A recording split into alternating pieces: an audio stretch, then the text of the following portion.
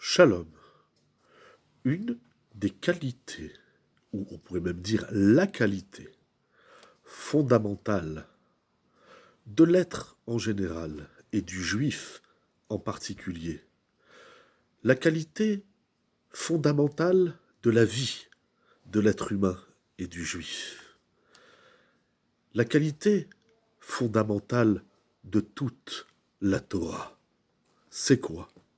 Je vous soumets la question. Étudions un passouk dans la Torah. Il est dit dans Devarim, au chapitre 6, verset 5, un passouk que tout le monde connaît, que nous récitons tous les jours dans le Shema. Ve'ahavta et Adonai Elohecha, bechol levavecha, uvchol nafshecha, uvchol meodecha. On a l'habitude de traduire, tu aimeras l'Éternel ton Dieu, de tout ton cœur, de toute ton âme, et par tous tes moyens. Qu'est-ce que ça veut dire l'amour? Qu'est-ce que l'amour? Comment définit-on l'amour? Comment ressent-on l'amour? Quel est le paramètre et le baromètre de l'amour?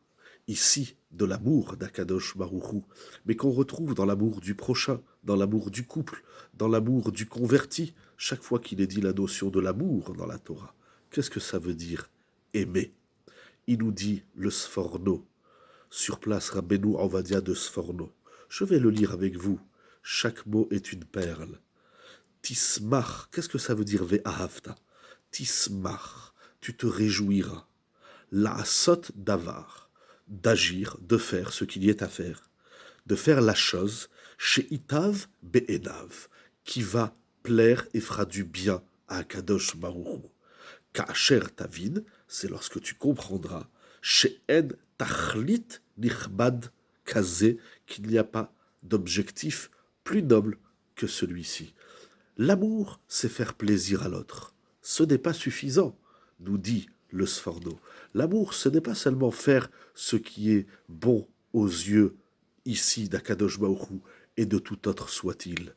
L'amour, c'est de faire ce qui est bien aux yeux de l'autre et de le faire avec la simra. Se réjouir de faire ce que Akadosh Baruch Hu veut que nous fassions de bien.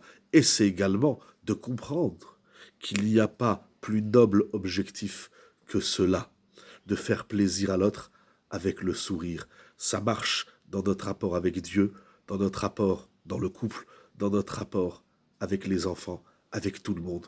Quand on fait les choses par amour, c'est pas seulement faire parce que l'autre, voilà, je me dévoue pour l'autre. Ça ne suffit pas. C'est être dans la simcha. Ça veut dire que ahava et simcha, l'amour et la joie, sont sœurs jumelles. S'il n'y a pas de joie, il ne peut pas y avoir de l'amour. Il y a peut-être du dévouement de soi, mais ce n'est pas encore l'amour.